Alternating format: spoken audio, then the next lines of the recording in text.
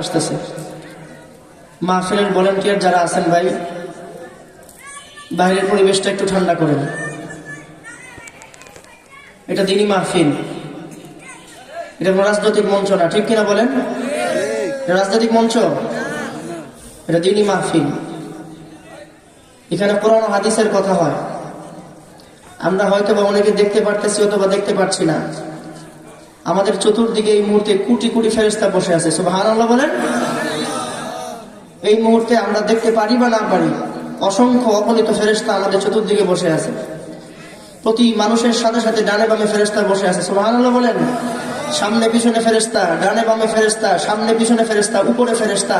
এক ফেরেশতার উপরে বসতে বসতে আরেক ফেরেশতা আসমান পর্যন্ত চলে গেছে। আল্লাহু আকবার। তামসার জায়গা এটা না ভাই। বসে পড়ি। দরজার সামনে যারা আসো, হয়তো সামনে আসো, নাহলে চলে যাও। এই জায়গাটা একটু ভয় ফেলি, আল্লাহর জন্য একটু আসে ভাই। এখানে আল্লাহ তাআলার জন্য একটু কষ্ট করে সামনের দিকে চলে আসে। আমরা এতক্ষণ পর্যন্ত একটা সুন্দর প্রদর্শনী দেখতেছিলাম। অত্র এলাকার যারা স্বনামধন্য এই যুগের কৃতি সন্তান, তারা হলো স্বর্ণের সন্তান। যারা পবিত্র কোরআনুল কারীমের হাফেজ, তাদেরকে পুরস্কার দেওয়া হচ্ছে। আসলে আমরা যারা এখন পুরস্কার দিলাম, তাদের যতটুকু সম্মানের যোগ্য আমরা ততটুকু তাদেরকে দিতে পারি নাই, ঠিক না? দুনিয়াতে এটা একটা নমুনা, কিঞ্চিত, সামান্য, অল্প। এর চূড়ান্ত, এর পরিপূর্ণ রূপ, এর একদম পূর্ণাঙ্গ সম্মান মহান আল্লাহ তাদেরকে দিবে, সুবহানাল্লাহ বলেন। এটাই বাস্তবতা। এজন্য কান্দুলিয়াবাসীকে আমরা ধন্যবাদ জানাই হৃদয়ের গভীর থেকে, সুপ্ত ভালোবাসা এবং শুভেচ্ছা যে আপনারা এরকম একটা অনুষ্ঠান আমাদেরকে দেখাতে পেরেছেন। ভাই বসুন, অল্প সময় একটু কথা হবে, সকলের মনোযোগ আকর্ষণ করছি। আল্লাহ রাব্বুল আলামিন, আমরা যে এখানে বসলাম, একটু আগে আমরা প্রশংসা করছি। কি করছি ভাই? সকলে একসাথে পড়ছি না? বলেন না আলহামদুলিল্লাহ। এক মজার শব্দ, এক দামি শব্দ। পবিত্র কোরআনুল কারীমের সূরাতুল ফাতিহার প্রথম শব্দ কি? আলহামদুলিল্লাহ। কেন আলহামদুলিল্লাহ? পবিত্র কোরআনুল কারীমের প্রথম শব্দ আলহামদুলিল্লাহ দিয়ে কেন শুরু হলো? আল্লাহ হলো মহান। আল্লাহ কে? আল্লাহ মহান না? আল্লাহ কত বড়? আল্লাহ কত বড় যদি এই প্রশ্ন আসে, উত্তর হবে আল্লাহু আকবার। আমি আবারও প্রশ্ন করছি, আল্লাহ কত বড়? শরীরের শক্তি দিয়ে আল্লাহ কত বড়? আল্লাহু আকবার। কারণ রব কত বড়, এই প্রশ্নের এক উত্তর আল্লাহ শিখিয়ে দিয়েছেন, আল্লাহু আকবার। পৃথিবীর সব কিছু ছোট, কে বড়? রাষ্ট্র ছোট, কে বড়? ক্ষমতা ছোট, কে বড়? মন্ত্রিত্ব ছোট, কে বড়? প্রধানমন্ত্রিত্ব ছোট, কে বড়? সারা পৃথিবীর যত ক্ষমতা, সকল ক্ষমতার চেয়ার মস্ত ছোট, আমার আল্লাহ বড়, ঠিক কিনা বলেন? আমার আল্লাহ বড়।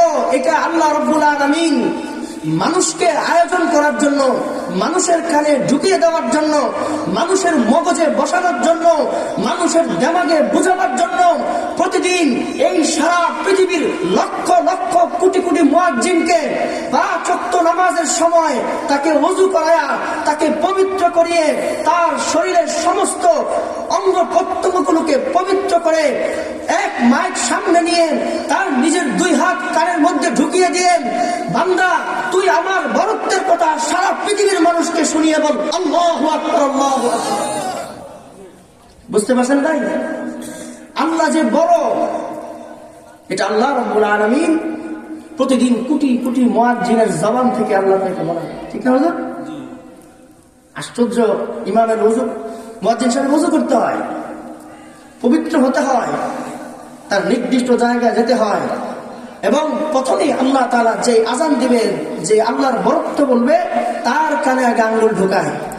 সে বলে তুই কান ধর, কান ধরে নিজের বরত্বকে ছোট কর, তোর অহংকারকে ছোট কর, তোর নিজের ভিতরে যে রিয়া আছে, কিবির আছে, এটাকে ছোট কর। ছোট করে তুই তোর কানে আঙ্গুল ঢুকা, ঢুকিয়ে মাথাকে নত করে দিয়ে, কণ্ঠকে উঁচু করে দিয়ে সকল মাখলুককে একদম রাষ্ট্রের আগনা থেকে শুরু করে আলা পর্যন্ত, সুইপার থেকে শুরু করে প্রধানমন্ত্রী পর্যন্ত, মন্ত্রী এমপি মন্ত্রী যা আছে, যত বড় ব্যবসায়ী আছে, সকল মানুষের কানে এই আওয়াজ ঢুকিয়ে দেয়, আল্লাহু আকবার, আল্লাহ সবচেয়ে বড়। এই স্লোগান দিয়ে এটাই বোঝাতে চায়, তোর ব্যবসা ছোট, আমি রব বড়, তোর ক্ষমতা ছোট, আমি রব বড়, তোর মন্দিত্ব ছোট, আমি আল্লাহ বড়। অতএব আমি আল্লাহর স্লোগান মুয়াজ্জিন সাহেবকে 5 বার করে দিতে হবে। সুবহানাল্লাহ। প্রথমে 4 বার, আবার শেষে কয়বার দেয়? 2 বার। 6 বার আল্লাহ তাআলার বরত্বের কথা শোনায়। আজ এই মাহফিলের আশপাশে যে সমস্ত যুবক ভাইরা আপনারা ঘোরাফেরা করছেন, যারা মাহফিলের আশেপাশে যারা চিল্লাচিল্লি করছেন, আপনাদেরকে বিনীতভাবে বলছি, এটা একটা কোরআন ও হাদিসের মজলিস। এই মজলিসে এই মুহূর্তে লক্ষ লক্ষ কোটি কোটি ফেরেশতা বসে আছে। আপনারা হয় আসুন, নাহলে বাইরে চুপ থাকুন। ঠিক কিনা বলেন? কিছুক্ষণ কথা চলবে তো ইনশাআল্লাহ? কথা বোঝা যায় ভাই? এজন্য ভাই আমি একটু অসুস্থ, আমি বিকেলেও ভাবি নাই আপনাদের সামনে আসবো। আমার কিডনিতে পাথর আটকে গেছে, তো ডাক্তার বলছে অপারেশন ফেব্রুয়ারি মাসের 11 তারিখে। ব্যথা নিয়ে আপনাদের সাথে কথা বলতেছি।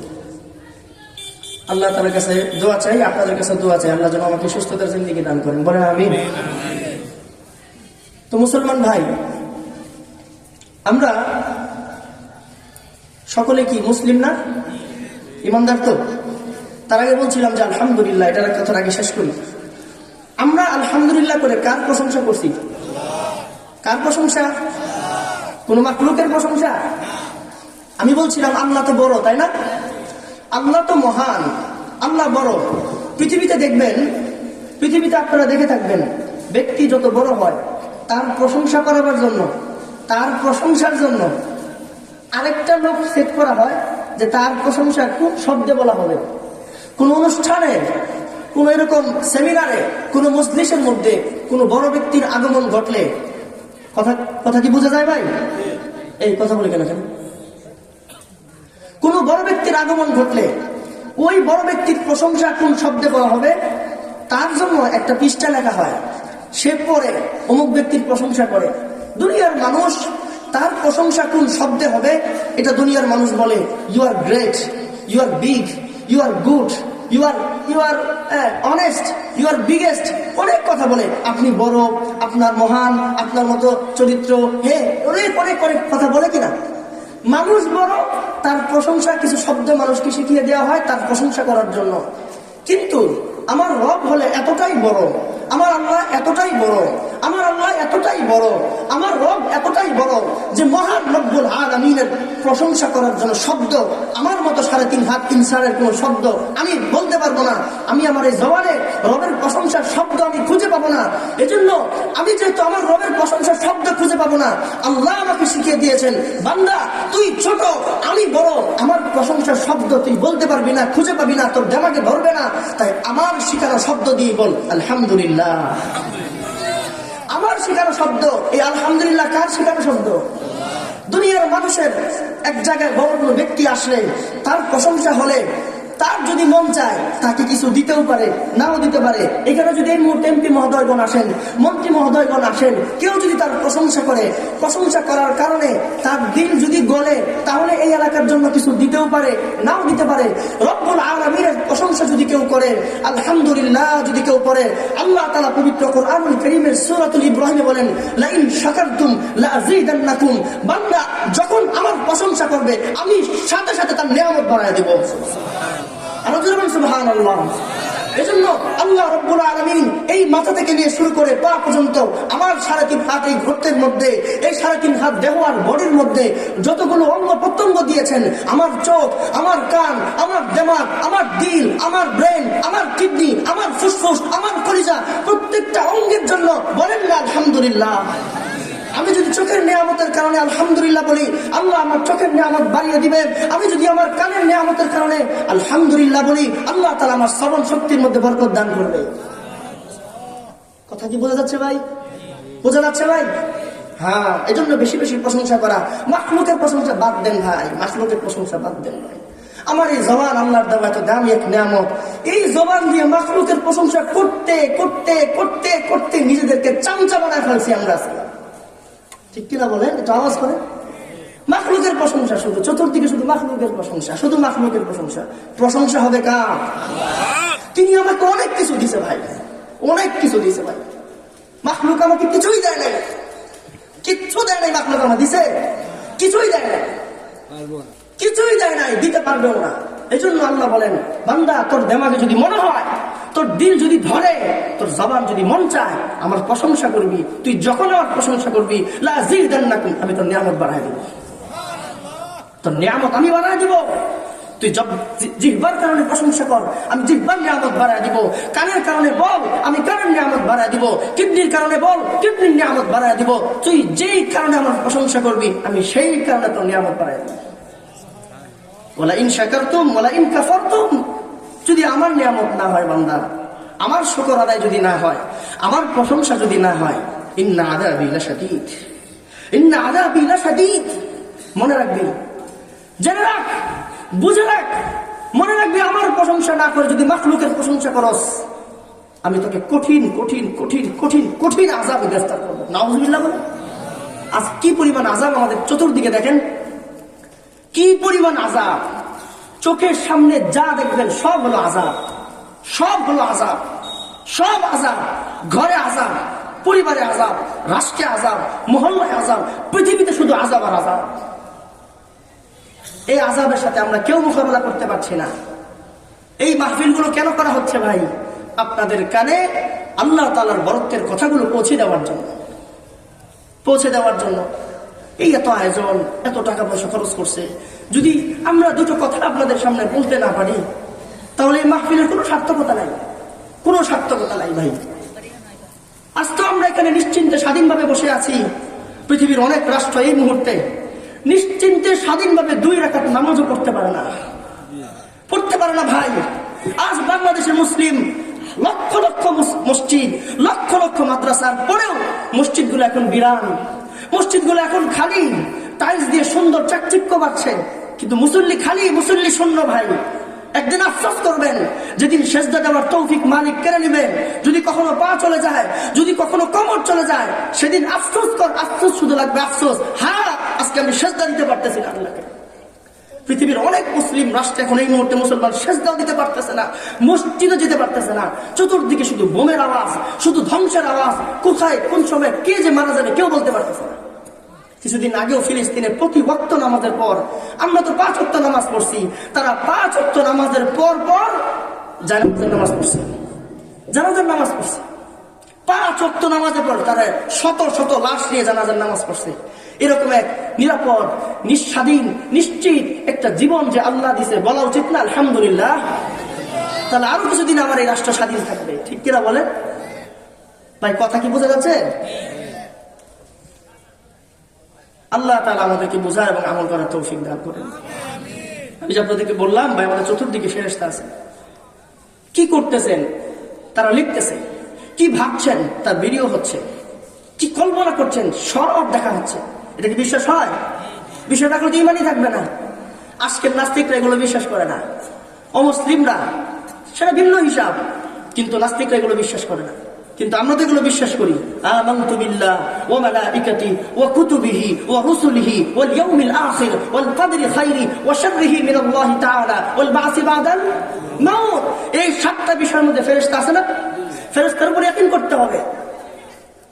আরেকটা মজার হাদিস আপনাদেরকে শোনাই, বলবো? আপনারা শোনার আগ্রহ হলে আমি বলবো, না আমি চলে যাবো, সমস্যা নেই। আমার ব্যথা, তারপর আমি আপনারা যতক্ষণ শুনবেন বলবো ইনশাআল্লাহ। খুব খেয়াল করেন, এই পৃথিবীতে অনেক মানুষের অনেক দায়িত্ব থাকে, অনেক মানুষের অনেক দায়িত্ব আছে, ঠিক ফেরেশতাদেরও দায়িত্ব আছে। কিছু ফেরেশতা আকাশের দায়িত্বে, কিছু ফেরেশতা জমিনের দায়িত্বে, কিছু ফেরেশতা গাছগাছালির দায়িত্বে, কিছু ফেরেশতা পশু পাখির দায়িত্বে, কিছু ফেরেশতা মাখলুকের দায়িত্বে, কিছু ফেরেশতা পানির দায়িত্বে, কিছু ফেরেশতা বৃষ্টির দায়িত্বে, কিছু ফেরেশতা সাগরের মধ্যে যে মাখলুক আছে তাদের দায়িত্বে।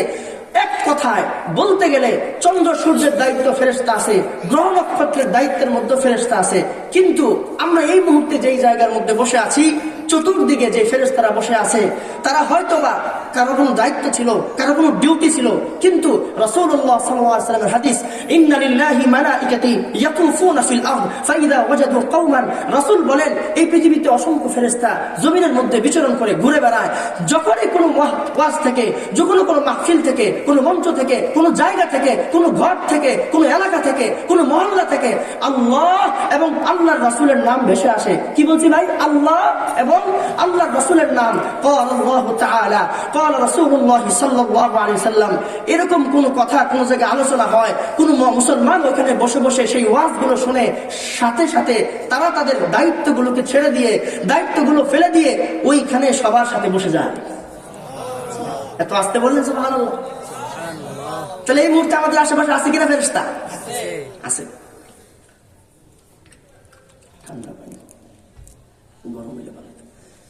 তাহলে এরপরে আরো মজার কথা আপনারা আগেও শুনেছেন, এক ফেরেশতা চতুর্দিকে বসে একজনের মাথার উপরে উঠতে উঠতে আর এক ফেরেশতা একজনের মাথা পর্যন্ত উঠে, তার ঘাড়ে সে উঠতে উঠতে আসমান পর্যন্ত আল্লাহর কাছে পৌঁছে দেয়। আপনারা হাদিস অনেকবার শুনেছেন। আল্লাহ তাদেরকে জিজ্ঞেস করে, তোমরা কোথা থেকে আসছো? আল্লাহ জানে কিনা? জানে কিনা? এরপরও আল্লাহ রাব্বুল আলামিন জিজ্ঞেস করছেন, তোমরা কোথা থেকে আসছো? তাহলে আল্লাহ তাআলা জানার পর জিজ্ঞেস, আপনারা হাদিস শুনছেন, আমি সংক্ষেপে শেষ করছি, আমার আলোচনা চলে যাব। তখন তারা বলতেছে যে আল্লাহ, কান্দুলিয়া যুব সমাজ এলাকাবাসীর উদ্যোগে একটা মাহফিল, সেখানে ছিলাম, ওইখানে আপনার কিছু বান্দা তাদের গুরুত্বপূর্ণ কাজ, তাদের অনেক মূল্যবান কাজ, এই মুহূর্তে প্রত্যেকে ঘরে না করেও কেউ না কেউ কোনো গুরুত্বপূর্ণ কাজ করত।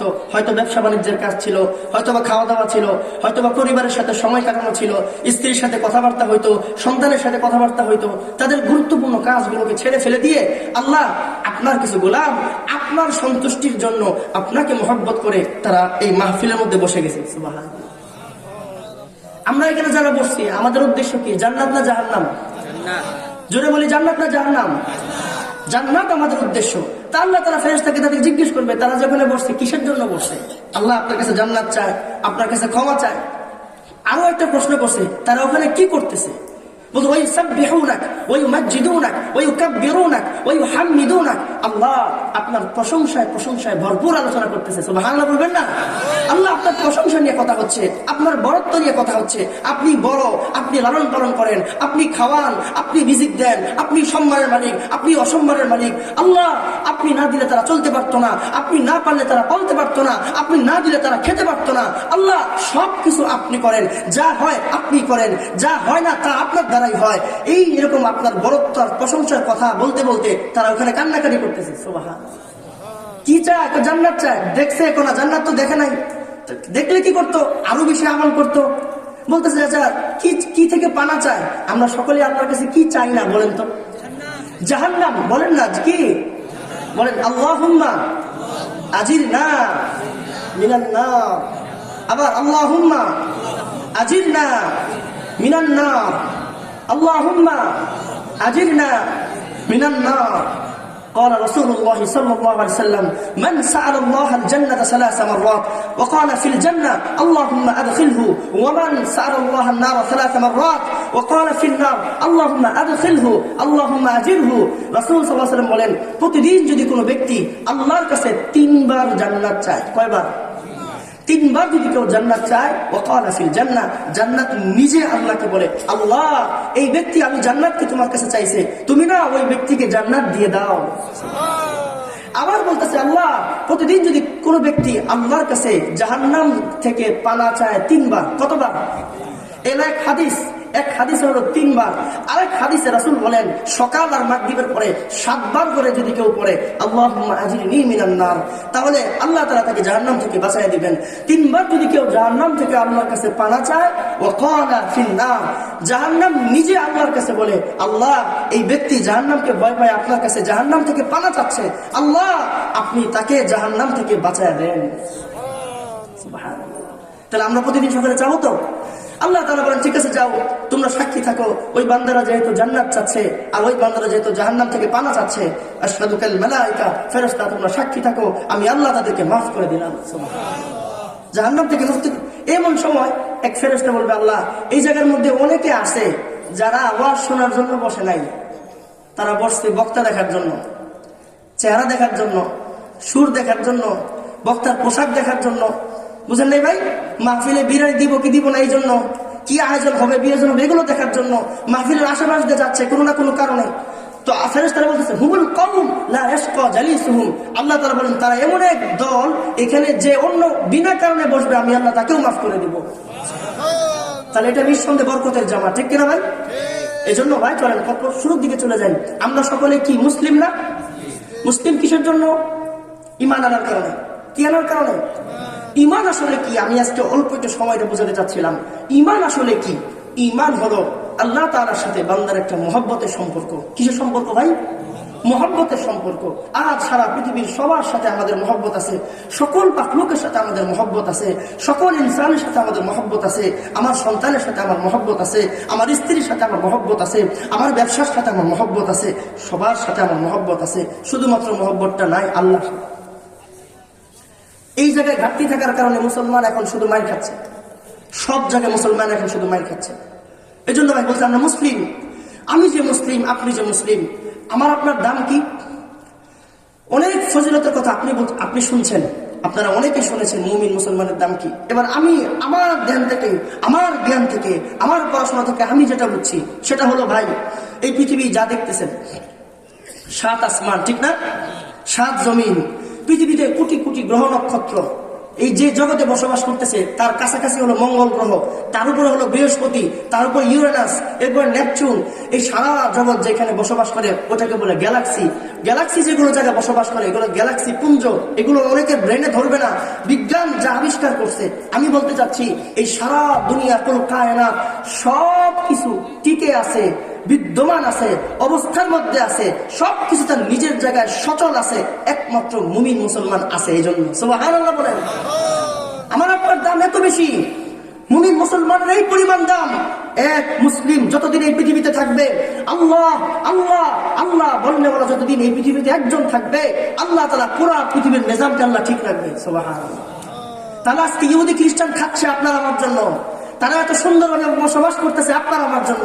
যেদিন মুসলিম থাকবে না, মুমিন থাকবে না, সেদিন তারা কোনোদিন থাকবে না। এই জন্য আমরা সকলে কি ভাই মুসলিম না? আমার আপনার জন্য আসমান টিকে আছে, আমার আপনার জন্য জমিন টিকে আছে। এই জন্য আল্লাহ তাআলা যে আমাদেরকে মুমিন মুসলিম বলেছে, বলি না আলহামদুলিল্লাহ। আজকে যদি আমরা মুমিন মুসলিম না হইতাম, এই কথা বলে কেন এখানে কি ব্যাপার? মুমিন মুসলিম যদি আমরা না হইতাম তাহলে আমাদের অবস্থা কি হইতো ভাই? আজকে যদি আমি ঈমানের উপরে না থাকতাম, নাকি আজকে যদি আমি ঈমানের উপরে না থাকতাম, খুব খেয়াল করেন ভাই, খুব খেয়াল করেন। আজকে আপনি মুসলিম, আল্লাহর উপর ঈমান এনেছেন, আমি মুসলিম, আমি আল্লাহর উপর ঈমান এনেছি। যদি আমি আপনি মুসলিম না হইতাম, মুমিন না হইতাম, তাহলে আমার ঘরের মেয়েটা এখন পর্দা করতো না, আমার স্ত্রী এখন বোরকা পরে চলতো না। আজকে ইহুদি খ্রিস্টানের মতো আমেরিকার কানাডাতে, অস্ট্রেলিয়াতে যারা বসবাস করে এদের মতো ল্যাংড়া চলাফেরা করতো, ঠিক কিনা জোরে বলে? বিধর্মীরা কি পর্দা করে? পর্দা? আল্লাহ তাআলা সৌভাগ্যশীল, এক সুন্দর, মার্জিত, স্মার্ট, সর্বোচ্চ, পূর্ণাঙ্গ একটা জীবন বিধান আল্লাহ তাআলা আপনাকে আমাকে দিচ্ছে। সুবহানাল্লাহ। আমি আপনি মুসলিম, এটা গৌরবের সাথে বলা উচিত। আমি আপনি মুসলিম, মুমিন, এটা অহংকারের সাথে বলা উচিত। আপনি মুসলিম, আমি মুসলিম, আমি এক আল্লাহকে মানি, এই কথাটা বুক ফুলিয়ে, হৃদয় উজাড় করে, কণ্ঠের আওয়াজকে উচ্চ করে দিয়ে বলা উচিত। ঠিক কিনা বলেন? বলা উচিত। আমি কি বলেন? আমরা কি? আমরা সকলে কি মুসলিম ইমানদার। ইসলাম, আমরা যে ধর্মের উপরে আসছি সেটার নাম হলো ইসলাম। সেটার নাম কি? ইসলাম। এই শাব্দিক অর্থ হলো জীবন ব্যবস্থা। শাব্দিক অর্থ কি? জীবন ব্যবস্থা। আল্লাহ তাআলা আপনাদেরকে, আমাদেরকে এত সুন্দর এক জীবন ব্যবস্থা দিয়েছেন। শুধুমাত্র এই ইসলাম শব্দের গবেষণা করতে গিয়ে আমাদের পার্শ্ববর্তী রাষ্ট্রের নাম কি ভাই? ভারত। কইতে তো ডর লাগে, কইতে কি লাগে ভাই? ভয় লাগে, পরে কোন দিন লয়ে যাবো গাদুরা। ভারতে এক নও মুসলমান, সে বলতেছে যে আমার চোখের সামনে একবার ইসলাম নিয়ে কথা হচ্ছিল, আমি শুনলাম যে ইসলাম শব্দের অর্থ জীবন ব্যবস্থা। ইসলাম শব্দের অর্থ কি? জীবন ব্যবস্থা। তাহলে ইসলাম কতটা সুন্দর, কতটা স্মার্ট জীবন ব্যবস্থা, এটা একটু আমার জানা দরকার, এটা একটু আমার বোঝা দরকার। এইগুলো চিন্তা করতে করতে হঠাৎ আমার মা ইন্তেকাল করলো। কি ইন্তেকাল করলো? কথা বোঝা যাচ্ছে ভাই? সে বলতেছে যে ভাই, আমার মা ইন্তেকাল করলো। আমি দেখলাম আমার মার ইন্তেকালের পর আমার ধর্মের অনুসারীরা আমার মাকে একসাথে করে নিয়ে তারা যেখানে লাশ পড়ায় সে জায়গার নাম কি? শ্মশান। শ্মশানে নিয়ে গেল। শ্মশানে নিয়ে যাওয়ার পর আমার মাকে, আল্লাহু আকবার কাবীরা, আমার মা কতগুলো লাকড়ি একসাথে করলো। লাকড়িগুলো একসাথে করার পর আমার মাকে সে লাকড়ির উপর উঠাইলো। উঠানোর পর কিছুক্ষণ পর সেই লাকড়ির মধ্যে আগুন ধরায় দিল। আগুন ধরায় দেওয়ার পর, ভাই কথা কি শুনতেছেন? মনোযোগ না থাকলে আমি কথা বলতে পারি না। আমার মাকে যখন আগুন ধরায় দিল, লাকড়িগুলো পুড়তে পুড়তে পুড়তে এক পর্যায়ে আমার মার শরীরে আগুন লেগে গেল। আমার মার শরীরে যখন আগুন লেগে গেল, বলেন দেখি, মহিলা মানুষের শরীরে আগুন লেগে যাওয়ার পর কাপড়টা কি থাকে না পুড়ে যায়? কাপড় যখন পুড়ে যাচ্ছিল, তখন আমার মার শরীরের এই বিবস্ত্র চিত্র ওইখানে সব মানুষ দেখতেছিল। বুঝতেছেন ভাই? তখন বলল যে আমি অবাক, আমি এমন এক ধর্মের অনুসারী যেই ধর্মের মধ্যে আমার মা মৃত্যুর পর তার ইজ্জতের হেফাজতটাও হলো না। ঠিক কিনা বলেন? জোরে বলেন। পক্ষান্তরে তার কিছুদিন পর আমি এক মুসলিম সন্তানের সাথে চলাফেরা করতাম। চলাফেরা করার পর হঠাৎ করে দেখলাম আমার সেই মুসলিম, ওই যার সাথে চলতাম বন্ধু, তার মা ইন্তেকাল করলো। কি করলো? তার মা ইন্তেকাল করলো। মুহতারাম হাজিরিন, ওই হিন্দু ভাই সংবাদ সম্মেলনে এসে মানুষের সামনে বলতেছে, ও আমার ভাই, আমি ইসলাম নিয়ে অনেকদিন পড়াশোনা করছি। পড়াশোনা করতে গিয়ে হঠাৎ আমার মায়ের যখন ইন্তেকাল হয়ে গেল, আমার মায়ের মৃত্যুর পর আমার ধর্মের অনুসারীরা তাকে যখন লাশ হিসাবে পুড়িয়ে ফেললো, জগৎবাসী আমার মায়ের বিবস্ত্র শরীর দেখলো। এমনকি হঠাৎ করে যখন আগুন লেগে গেল, আগুন লাগার পর আমার মায়ের একটা পা সোজা হয়ে গিয়েছিল। আশেপাশের মানুষগুলো ওই হাতটাকে ভেঙে দিয়ে পাটাকে সোজা হয়ে গিয়েছিল। আগুনের হিটে, আগুনের তাপে আমার মায়ের হাতটা সোজা হয়ে গিয়েছিল, আমার মায়ের পাটা সোজা হয়ে গিয়েছিল। আশেপাশের মানুষগুলো ওই হাত আর পাটাকে ভেঙে দিয়ে জোর করে বাড়ি দিয়ে ভেঙে আবার আগুনের মধ্যে ঢুকিয়ে দিয়েছে। আমার ধর্মের মধ্যে একজন মুসলমান, আমার ধর্মের মধ্যে একজন মানুষ ইন্তেকালের পরেও তার ইজ্জতের হেফাজত হয় না। ইন্তেকালের পরেও আমার মা আরামে একটু সুন্দর করে তার শেষ সমাধিটা হলো না। পক্ষান্তরে আমার এক মুসলমান বন্ধু ছিল, যার সাথে আমি উঠা বসা করতাম। কিছুদিন পর যখন তার মায়ের ইন্তেকাল হলো, আমার দেখার ইচ্ছা হলো যে আমার ধর্মের তো অবস্থা এরকম, তার ধর্মে কি হয় আমি একটু দেখতে চাই। সুবহানাল্লাহ বলেন। আমার দেখার ইচ্ছা হলো, আমি তার বাড়িতে চলে গেলাম। আমি বাড়িতে যাওয়ার পর দেখলাম ওই মহিলাকে গোটা এলাকার সবাই দেখতে পারে না, সুন্দর করে একটা পর্দা দিয়ে পর্দার উপরে তাকে রাখা হলো। সব মানুষকে এখানে এলাও করা হয় না। সুবহানাল্লাহ বলবেন না? বলেন, মহিলাদের লাশ কি সবাই দেখতে পারে? মহিলাদের লাশ সবাই দেখতে পারে না। আমি অনেক চেষ্টা করে আমার বন্ধুকে বললাম, তোর মাকে একটু দেখি, মৃত্যুর পরে কি অবস্থা।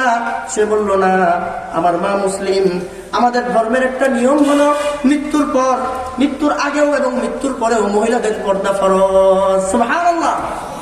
মুহতারাম হাজিরিন, ওই হিন্দু ভাই সংবাদ সম্মেলনে মানুষের সামনে বলতেছে, কিছুদিন আমি তখন ওই অবস্থা দেখার জন্য যখন তাদের বাড়িতে গেলাম, কিছুক্ষণ পরে দেখলাম কয়েকজন মহিলা একসাথে আসলো। আসার পর ওই মা আর বোনকে সুন্দর করে ঢেকে ঢুকে একটা আলাদা জায়গার মধ্যে নিয়ে গেল। আমি আমার ওই বন্ধুকে জিজ্ঞেস করলাম, এখন তোর মায়ের সাথে কি হবে? তখন আমার ওই বন্ধু আমাকে বলতেছে, এখন আমার মাকে গোসল করানো হবে। একটু পরে দেখলাম তার জন্য গরম পানির ব্যবস্থা, বড়ই পাতার পানির ব্যবস্থা, সুগন্ধির ব্যবস্থা, সাদা কাপড়ের ব্যবস্থা। আল্লাহু আকবার বলবেন না? আরে এটা আমার ধর্ম, এটা আমার অহংকার। ঠিক কিনা বলেন? তখন সে বলল, আমি দেখলাম এত এত আয়োজন, এত এত বিয়োজন, মৃত্যুর পরেও মানুষের জন্য এত আদরের ব্যবস্থা, এত আপ্যায়নের ব্যবস্থা আমি কল্পনাও করতে পারিনি। কিছুক্ষণ পর, ঘন্টাখানিক পর, 1 ঘন্টা 1.5 ঘন্টা পর আমি দেখতে পেলাম ওই মহিলাকে সুন্দর একটা কাপড়ের মধ্যে পেঁচিয়ে একটা খাটের মধ্যে শুয়ে ওই খাটের উপরে আবার আরেকটা কাপড় দিয়ে ঢেকে ফেলেছে। সুবহানাল্লাহ। এরকম হয় কিনা বলেন? আরে লাশ তো নাকে রাখে, লাশের উপরে আরেকটা কাপড় দিয়ে যেন মহিলাকে দেখতে না পারে। আমি দেখতে পেলাম আমার ওই মা, আমার ওই বন্ধুর মাকে কয়েকজন সুন্দর করে ঢেকে ধরে ধরে কোথায় যেন নিয়ে যায়। আপনারা বুঝে থাকলে বলুন, কই নিয়ে যায়? জানাজার মাঠে। জানাজার মাঠে আস্তে আস্তে করে সুন্দর করে নিয়ে গেল জানাজার মাঠে। কিছুক্ষণ পর আমি দেখলাম অনেক মুসলমান একসাথে আসতেছে জানাজার মাঠের মধ্যে। দেখতে পেলাম 200-300 মুসলমান একসাথে হয়ে গেল। একজন মানুষ সামনে গেল, গিয়ে মানুষের কাছে তার জন্য কিছু কথা বলল, তার ক্ষমার ব্যাপারে কিছু কথা বলল, এবং তার সাথে পাওনা দাওনা থাকলে কিছু কথা বলল। হঠাৎ করে দেখলাম একজন টুপিওয়ালা, একজন হুজুর, তার মানে ইমাম সাহেব, সে তার বুঝে নাকি বললো যে একজন আসলো, আসার পর লাশটাকে সামনে রেখে সকলকে সাথে নিয়ে নামাজ পড়লো। নামাজ পড়ার পর সকলে একসাথে ধরে ওই কবরস্থানের দিকে গেল। কবরস্থানে গিয়ে দেখলাম আরেক ঘটনা। কবরের চতুর্দিকে সুন্দর করে কয়েকজন মানুষ দেখলাম একটা পর্দা দিয়ে দিল, ঠিক কিনা? মহিলাদের কবরের সময়, মহিলাদেরকে কবর দেওয়ার সময় কবরস্থানে যাওয়ার পর চতুর্দিকে আবার পর্দা দেওয়া হয় কিনা? হয় কিনা জোরে বলেন। ওই হিন্দু ভাই বলতেছে, আমি ওই লাশের সাথে সাথে পিছনে গেলাম, যাওয়ার পর হঠাৎ করে দেখলাম কয়েকজন মানুষ আবার পর্দা দিল। আমার মধ্যে কৌতূহল সৃষ্টি হয়ে গেল যে ঘটনা কি, বিষয়টা কি, আমার তো বোঝা দরকার। আমি আমার এই বন্ধুকে জিজ্ঞেস করলাম এখানে কি করতেছে। সে বলল এখন আমার মাকে দাফন করবে, শেষ সমাধি করবে, তাকে দুনিয়া থেকে চিরবিদায় দিবে। এখন এই জন্য তাকে আবার শেষ সময় যেন কেউ দেখতে না পারে, এই জন্য আবার পর্দার ব্যবস্থা করা হয়েছে। সুবহানাল্লাহ। মুহতারাম হাজিরিন, ওই যুবক তখন বলতেছে সুন্দর করে চতুর্দিকে মাটি দিয়ে, চতুর্দিকে কাপড় দিয়ে আস্তে আস্তে করে আদর করে করে, যেন কোনো দিকে কোনো বাঁকা না হয়, সুন্দর করে আলতো করে। বলেন দেখি লাশের সাথে এরকম ব্যবহার হয় কিনা? কতটা আদরের ব্যবহার হয়, কতটা সুন্দর করে। মাথা যে ধরে খুব সতর্কতার সাথে ধরে, পা যে ধরে সতর্কতার সাথে ধরে, ঠিক কিনা বলেন? যেন পায়ে কোনো আঘাত না লাগে, মাথায় যেন কোনো আঘাত না লাগে। এত সুন্দর, এত সুশৃঙ্খল, এত স্মার্ট, এত উন্নত ব্যবস্থার নাম হলো ইসলাম। সুবহানাল্লাহ। বুঝি না আমরা ইসলাম? মুহতারাম হাজিরিন, ওই হিন্দু ভাই তখন বলতেছে আমার মধ্যে কৌতূহল জেগে গেল। সুন্দর করে আস্তে আস্তে করে ধীরে ধীরে আদর করে করে তাকে নামানো হচ্ছে। আশ্চর্যের বিষয় হলো মুসলমানের এই সন্তানকে যখন, এই মহিলাকে যখন কবরে রাখা হয়, সকলের চোখে পানি। আল্লাহু আকবার। কিন্তু আমার ধর্মের মধ্যে যখন কোনো মানুষ ইন্তেকাল করে, হিন্দু ধর্মে যদি আপনারা কেউ জেনে থাকেন, ইন্তেকালের পরে, মৃত্যুর পর কেউ তাদের জন্য কাঁদে না। একটা বাঁশি বাজায় জিহ্বাটা সামনে দিয়ে একটা আওয়াজ করে, একটা আওয়াজ আছে না, এরকম একটা আওয়াজ করে, কিন্তু কেউ কাঁদে না। কি একটা কথা বলতে বলতে বলতে শ্মশান পর্যন্ত নিয়ে যায়। কিন্তু আমি দেখলাম যখন তাকে লাশের মধ্যে, লাশটাকে যখন কবরে রাখা হয়, তখন দেখলাম সকলের চোখে পানি, অনেক ব্যথা, অনেক কষ্ট। এই কষ্ট দিতে দিতে আস্তে আস্তে করে সুন্দর করে ওই লাশের উপরে বাঁশ, বাঁশের উপরে আবার পাটি, পাটির উপরে মাটি, সুন্দর করে দিয়ে দিয়ে লাশটাকে দাফন করে দিয়ে এতটা সুন্দর, এতটা আদরের সাথে এই ধর্মের মানুষকে শেষ বিদায় দেওয়া হয়। সুবহানাল্লাহ। আরো আশ্চর্যের বিষয় হলো এই মানুষের দাফনের পর কিছু মুসলমান একসাথে থেকে দূরে এসে তার জন্য কান্নাকাটি করে দোয়া করে। সুবহানাল্লাহ। আশ্চর্যের বিষয় হলো এই দৃশ্যগুলো দেখার পর ওই হিন্দু ভাই বলতেছে আমি অল্প কিছুদিনের মধ্যে আমার মধ্যে জ্বালা শুরু হয়ে গেল। আমার এই ধর্মে একজন মা বোনের ইন্তেকালের পর তার ইজ্জতের হেফাজত হয় না। পক্ষান্তরে মুসলমান ধর্মের কোন মানুষ, মহিলা যদি মারা যায়, তার ইজ্জতের সর্বোচ্চ হেফাজত হয়। আল্লাহু আকবার। তার ইজ্জত সম্ভ্রমের সর্বোচ্চ হেফাজত হয়। আর এই সর্বোচ্চ হেফাজত একটা মাত্র গুণ। ইসলামের তো আরো অনেক সৌন্দর্য আছে, শুধুমাত্র এই সৌন্দর্যটা দেখে ওই মুসলিম মুসলমান হয়ে গেছে। এটা হলো ইসলাম। এটা কি ভাই? ইসলাম। এই ধর্মের অনুসারে আমি মুসলিম, আমি মুমিন, আমি ইমানদার। আল্লাহ তাআলা আমাদেরকে যে এত সুন্দর, এত এত উচ্চ, এত উন্নত, এত ধর্ম আল্লাহ আমাদেরকে বলা উচিত না আলহামদুলিল্লাহ, আলহামদুলিল্লাহ। আর যদি আমি মুসলিম না হতাম ভাই, তাহলে ওদের মতো হয়তো আমাকে আগুনে পোড়ানো হতো। যদি আজ আমি মুসলিম না হতাম, আমার ল্যাংটা চলাফেরা করা লাগতো। আর যদি আমি অমুসলিম হতাম, পোশাক ছাড়া জেনা বেবিচার আমার দেশে, আজকে আমেরিকা, আজকে লন্ডন, আজকে অস্ট্রেলিয়া, কানাডা, সুইজারল্যান্ড, পৃথিবীর যত উন্নত দেশ আছে, চাইনিজ সহ, জাপান সহ সবগুলা দেশে জেনাকে একেবারে ছেড়ে দেওয়া হয়েছে। রাস্তাঘাটে বিভৎস অবস্থায় নারী পুরুষ চলাফেরা করে, নাউজুবিল্লাহ বলেন। সব আছে তাদের, শুধু নাই ইসলাম। কি নাই ভাই? শুধু নাই কি ইসলাম, ইসলাম, ইসলাম। আমার ইসলাম ধর্মের মধ্যে আরেকটা গুরুত্বপূর্ণ কথা হলো শিরক। সেটা কি ভাই? শিরক। আমি যে মুমিন, আমি যেটা আগে বলতেছিলাম, আমি মুমিন, আমার দাম কি? আমি আসি বিদায় আসমান জমিন সব ঠিক আছে, বলেন না ঠিক কিনা? আমি আছি এই জন্য আসমান জমিন কি আছে? সব ঠিক আছে। যেদিন এই পৃথিবীতে একজন মুসলমান থাকবে না, আল্লাহ বলেন সকলে জোরে, আল্লাহ, আল্লাহু আকবার, এই শব্দটুকু বলার মতো পৃথিবীতে যেদিন কোনো মুসলিম থাকবে না, তখন এই পৃথিবীর জায়গায় থাকবে, সাত আসমান ঠিক থাকবে, সাত জমিন ঠিক থাকবে। যত বড় বড় বুর্জ খলিফার মতো বিল্ডিং আছে, 110 তলা 210 তলার পৃথিবীতে অনেক শত শত কোটি কোটি বিল্ডিং আছে, ঢাকা শহরে হাজার হাজার বিল্ডিং আছে, সব বিল্ডিং তখনও পৃথিবীতে থাকবে। কিন্তু থাকবে না আল্লাহ বলনেওয়ালা কোনো ব্যক্তি। আল্লাহ সেদিন হুকুম হবে, আজ এই পৃথিবীতে সব আছে, শুধু আমার নাম নেওয়ার মতো কোনো মানুষ নাই। আজকের পর থেকে পৃথিবী আর থাকবে না। ইয়া ইসরাফিল ফানফাখ, হে ইসরাফিল সিংহার মধ্যে ফু দাও। আল্লাহু আকবার। সেদিন সিংহা ফু দিয়ে পৃথিবী তছনছ হয়ে যাবে। ঠিক না হুজুর? ঠিক কিনা হুজুর? হ্যাঁ, আলেমরা সামনে বসা, সাক্ষী নিলাম আর কি, যে ঠিক বলতেছি না ভুল বলতেছি। বড়দের সামনে ওয়াজ না, বড়দের সামনে আমরা সবক শোনাইতেছি। কি শোনাইতেছি? আমরা যা শিখছি তা বড়দের সামনে শোনাচ্ছি। ইসরাফিল আবার প্রশ্ন করবে, কাইফা নাফখাতান ইয়া রাসূলুল্লাহ, ফানফাখ কাম নাফখাতান ইয়া আল্লাহ, কয়টা ফু দিব? আল্লাহ বলেন নাফখাতান ওয়াহিদা, একটা ফু দাও।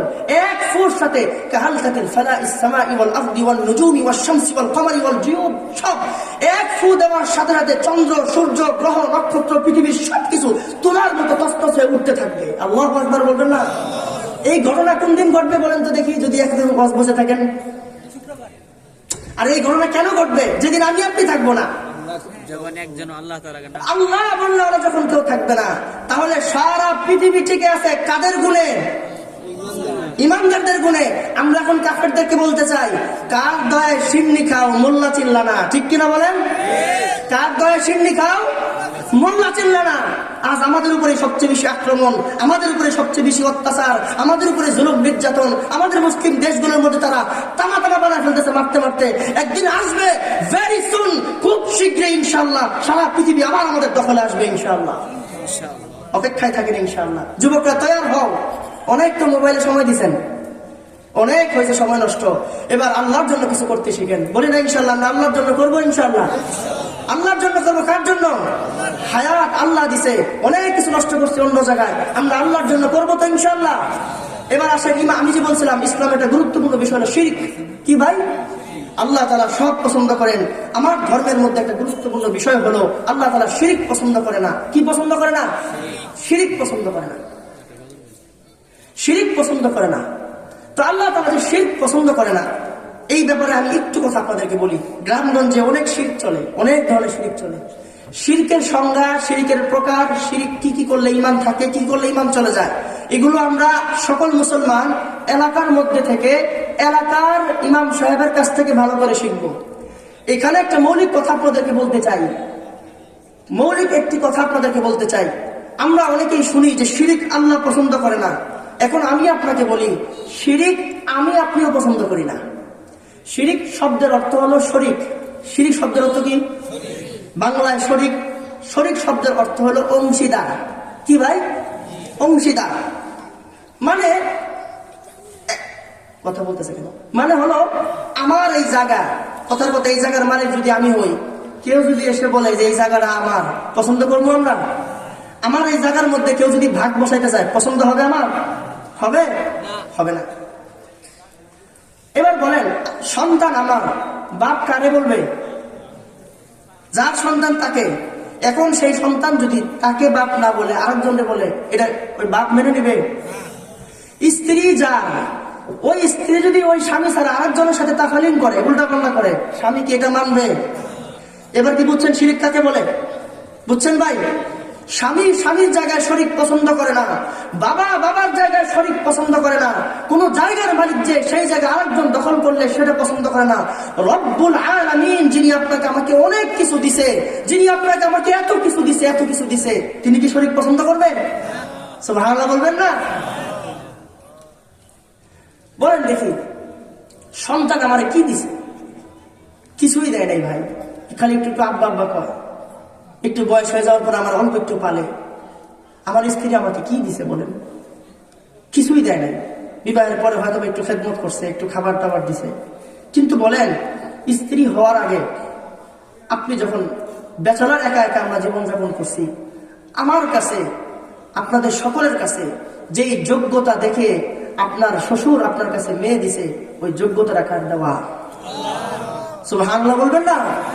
আরে বিবাহের আগে জামাই পছন্দ করতে গেলে তার রূপ দেখে, তার চোখ দেখে, তার হাত দেখে, তার চেহারা দেখে, তার কর্মক্ষমতা দেখে, তার দক্ষতা, তার অভিজ্ঞতা, সবকিছু যে দেখে। এবার বলেন, অভিজ্ঞতা, দক্ষতা, কর্মক্ষমতা, কর্মের শক্তি, জ্ঞান, বুদ্ধি, বিবেচনা, এই সবগুলো কার দেওয়া? আল্লাহর দেওয়ায় সব গুণ। যেই চেহারা দেখে সৌন্দর্যের পাগল হয়ে শ্বশুর আমার কাছে মেয়ে বিবাহ দিল, ওই চেহারা কার দেওয়া? অতএব সব কিছুর মূলে রবের মহব্বত। একটু আগে আমি বলছিলাম, সব কিছুর মূলে হলো আল্লাহর মহব্বত। এত কিছু আমার রব আমাকে দিছে, সেই রব শিরিক পছন্দ করে না। এই জন্য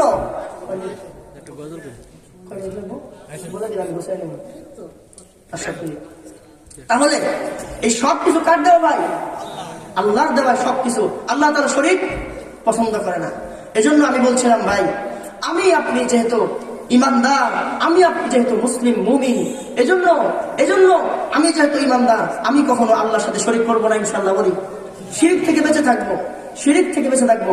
আল্লাহ তাআলা আপনাকে আমাকে যাদেরকে এই ঈমান দিছে, এই ঈমানটা কেমন হবে, আল্লাহর প্রতি অবিচল আস্থা এবং বিশ্বাসটা কেমন হবে, আমি এক সাহাবীর ঘটনা দিয়ে শেষ করবো। আমরা 5 মিনিট থেকে 7 মিনিট সময় আছে, শুনবো তোমরা একটু।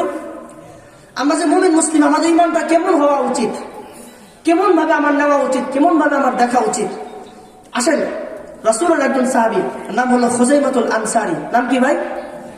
খুজাইমাতুল আনসারী রাদিয়াল্লাহু তাআলা আনহু।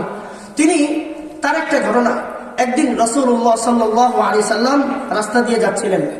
রাসূলুল্লাহ সাল্লাল্লাহু আলাইহি সাল্লাম রাস্তা দিয়ে যাচ্ছিলেন। এক ইহুদির সাথে রাস্তায় দেখা। ইহুদির সাথে একটা উট ছিল। উট কি ছিল ভাই? কথা কি বোঝা যাচ্ছে? একটা উট ছিল। ওই উট, নবীজি বললেন, তোমার এই উটটা আমার পছন্দ হয়েছে, এটা আমার কাছে বিক্রি করো। কথার কথা ধরেন যে হ্যাঁ বিক্রি হয়ে গেল, কথার কথা 1 লক্ষ টাকা। কত ভাই? তখন তো দিনার দিরহামের হিসাব ছিল। এখন আপনাদেরকে বোঝাবার জন্য বলতেছি, 1 লক্ষ টাকা।